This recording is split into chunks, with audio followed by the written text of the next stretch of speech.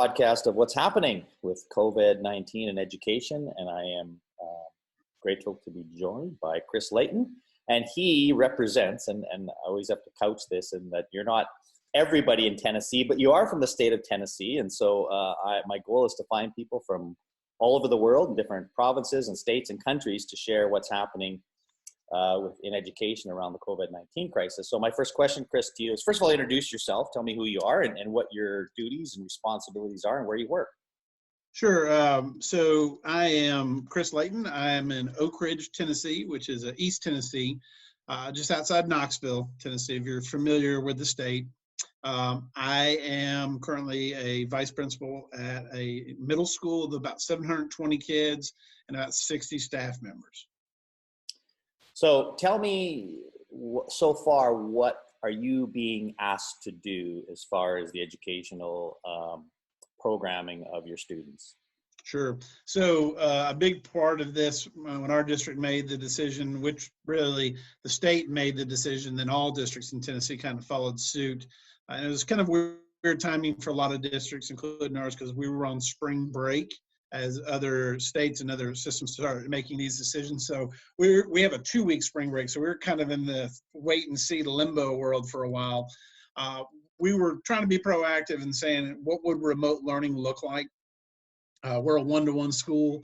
Our kids have had laptops for 5 years. We use Canvas as our learning management system. So our teachers had really, if this had happened 5 years ago, blended learning was kind of a foreign concept to a lot of our staff, but we have migrated into that a lot more over the last 5 years, and that's a chief component to my role with curriculum and instruction. So for me, how my roles change is I'm fielding a lot of more Zoom conversations, a lot more Zoom conference calls, and just, it's interesting because I'm a big believer in the power of the steady beating drum. And I've been steadily beating that drum for 5 years on blended learning. And for example, we send out a weekly newsletter to our staff. We show them some tools and some videos. But now that this has happened, my email inbox and my text messages, I had a lot of people reach out and go, hey, what was that thing you talked about last year we could do? So that's really been beneficial and nice because sometimes it takes a moment like this for people to say, what can I do to strategize around the moment? So our staff has really responded well to doing that.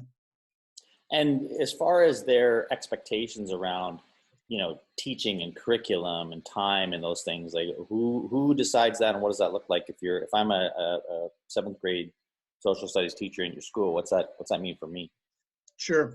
So we try to keep autonomy for our teachers to the best of our ability. I've read some nightmare stories about just the uniformity, standardization. I was in on some meetings early on in this process with district level leaders. One thing that a lot of folks, including myself, were adamant about is we can't make this school from home. There's not going to be a bell to move them from here to there. And if you ever watch Ken Robinson videos, his whole explanation for why the systems are set up the way they are, that's out the window at this point. So what we've encouraged our staff to do is to use this as review and go over things that they've covered throughout the year. Had we been in school, we would have been doing that anyways because we're coming into the testing windows. And we've also reached out and we've told them, look, the most important thing, because we'll start our remote learning on Monday of next week. And we told them the most important thing to do from the jump is to let your kids know you miss them, you care about them, and check in to see if they're okay.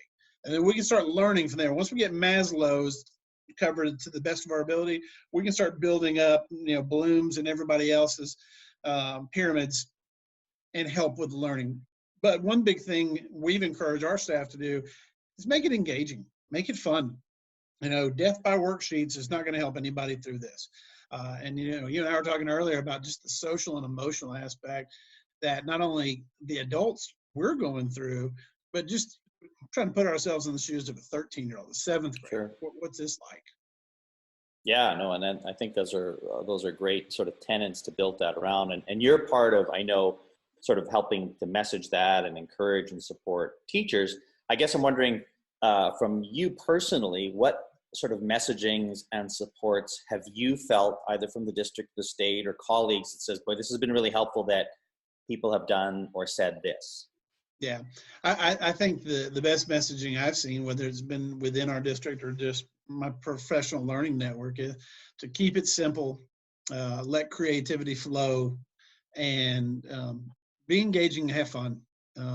It's sad that for education in general, and I'm sure this is not just a Tennessee thing or a U.S. thing, it's a worldwide thing in a lot of countries. But it's sad that, once the standardized test came off the table, you could almost see the flood of relief on Twitter. I saw it in my email inbox. Teachers were like, well, hey, now that we don't have the test and we're going to do this thing, I want to try this, this thing I've always wanted to do. I'm like, hey, go for it. Let's teach the way we have always wanted to, now that we can take these barriers down. So if there's a silver lining to all of this, particularly for education, that's a huge silver lining. Yeah, I mean, there's certainly in those test-heavy centers, the timing perhaps couldn't have been better. If this is going to happen during a school year, this is a great time for that because of a lot of not just the controversy, but just the angst that this time of year can bring. So it'll be a very interesting thing to process and reflect upon. 3, 4, 5 months, a year from now, saying, how did we really lose much? What did we gain? Yeah. All those kinds of things. I think there'll be some great conversations to be had. Absolutely. What about so what challenges though, again, you've described being a one-to-one and district and putting a lot of things in place that, again, many districts don't have. Right. You're in a pretty good position, but what about the challenges that you foresee either immediately, like right now we're trying to deal with, or thinking ahead to a month from now? What are the challenges you're concerned about? So the first big challenge was setting up meals, getting food out to our community and to our kids who needed it. And that's continued through this week and will continue through the school year. So that was like challenge number one, just coordinating that, being able, it was amazing because we had at our school, we had 15 teachers who were on spring break or emailing our administrative team saying, I want to hand out food. Where do I go? How do I do this? Because, that's why we do this as educators. We care about kids. But in terms of technology, one challenge we're going to have is we can't provide equity because we can't assure that every kid's going to have connection. And then even within that, even though we've supplied devices to our students, we can't necessarily say what a 13-year-old's responsibilities look like at home, because if parents are working from home, that 13-year-old may be primary caretaker while parents have to do job from home. So our district was really very, I think, forward thinking, the idea of we're going to call these extended learning opportunities. There's no grades being taken. You don't even have to do it, which is it's provoked some challenges for our teachers because there's a lot of compliance measures in the world of education. If I don't make you do X, Y, Z, then you're not going to do it. My pushback has been, some of those kids weren't even doing it when they were physically sitting in our room, and there was a compliance factor to it. Right. But what I've challenged our teachers to do is look at this as an opportunity to expand connections to the real world, problem-based, project-based learning, do all those things that engage kids. And if the kids don't feel the pressure of there's not a grade here, and really promote it to them, this is us trying to really infuse to you skills that you'll need for the next 50 years of your life. Dr. Moss, a friend of mine from Discovery Ed, she always says it best, that it's starting to get to the point where it's time for us as adults to kind of step out of the way of our kids and let them be the leaders, because they're going to solve the problems that we haven't solved in decades. So this might be a good chance to change their schema.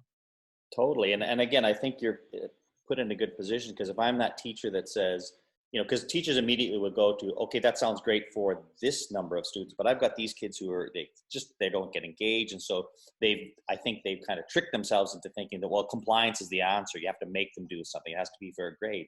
But I guess in your situation, wouldn't it be a great challenge to say, if I'm that, again, I'll go grade 7 social studies teacher, and I've got 18 of my 25 kids kind of working on some projects but then there's these 7 others. That's where I'm going to spend my time talking with them Yeah. getting to know them, saying like, what are you interested in, and challenging them. And hey, maybe at the end of it, they don't engage. That's going to happen. And teachers got to Right. always accept that you can't do everything for everybody, but Right. you do have a really, really unique opportunity to engage some learners that you couldn't do before, because you didn't have the time or the freedom to explore all kinds of possibilities that weren't on the table before. So I think there's some real great, absolutely great potential there. Just a couple last questions before I let you go, Chris. Yeah, I'm here. Yeah. Tell me about your, and I always ask people about what their day's like, and I know it's going to include, like, I mean, on these Zoom meetings, but like anything sort of unique or interesting with, and it could be related to your daughter, your family, or just the way your day looks that you kind of catches you off guard. Say, this is kind of weird that I'm doing this at this time.